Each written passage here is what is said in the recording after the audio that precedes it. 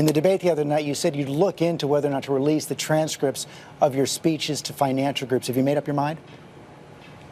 Yeah, you know, here's another thing I want to say. Let everybody who's ever given a speech to any private group, under any circumstances, release them. We'll all release them at the same time.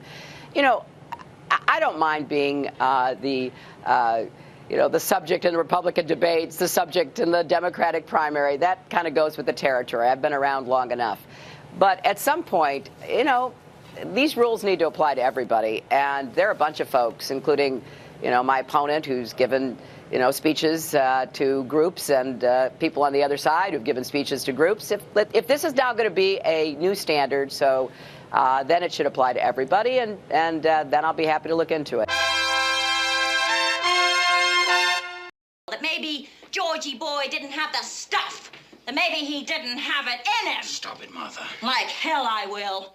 You see, George didn't have much push. He wasn't particularly aggressive. In fact, he was sort of a flop. A great, big, fat flop. I told you, stop it, Martha. I hope that was an empty bottle, George. You can't afford to waste good liquor. Not on your salary, not on an associate professor's salary. I am sick and tired of people who say that if you debate and you disagree with this administration, somehow you're not patriotic. And we should stand up and say, we are Americans and we have a right to debate and disagree with any administration. I don't feel no ways tired. I come too far from where I started from. Nobody told me that the road would be easy. I don't believe he brought me this far to leave me. 4 dead Americans. Was it because of a protest, or was it because of guys out for a walk one night who decided they'd go kill some Americans? What difference at this point does it make? I mean, if we're honest, for a lot of well-meaning, open-minded white people, the sight of a young black man in a hoodie still evokes a twinge of fear. We came, we saw, he died. Did it have anything to do? Because they asked me what I do, and I said, I'm going to bomb the shit out of them. It's true. I don't care. I don't care. They've got to be stopped. We're going to cut out their living guts and use them to grease the treads of our tanks. We're going to murder those lousy Hun bastards by the bushel.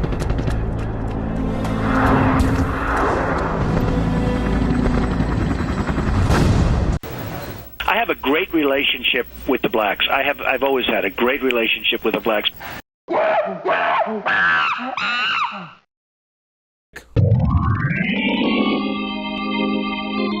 Harder and harder and harder. And I intend to campaign in the Hispanic community and across this country on expanding jobs and growth and opportunity for everyone to achieve the American dream. And You shut up, Ted!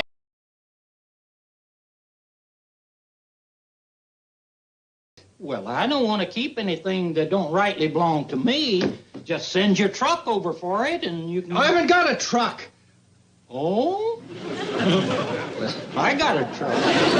Let's see, it'll take about 4 trips at $6 a trip, plus storage charges. Get it!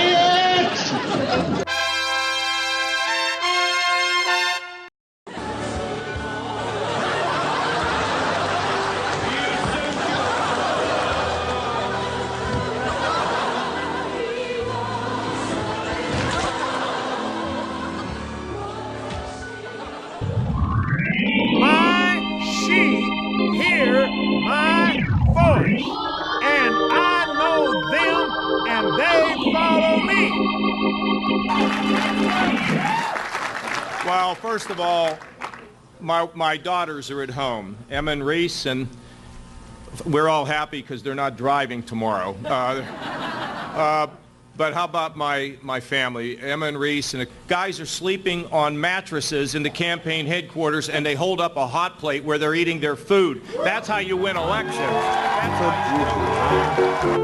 It's a neighborly day in this beauty wood, a neighborly day for a beauty. Would you be mine? Could you be mine?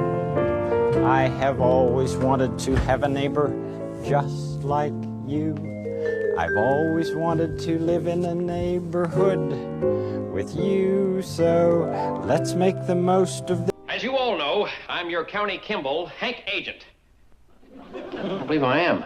I'm Hank Kimball, your county agent. Yes, that sounds better. Well, not better. There is something profoundly wrong when the top 0.1% owns almost as much wealth as the bottom 90%. There is something profoundly wrong when over 50% of new income generated today goes to the top 1%.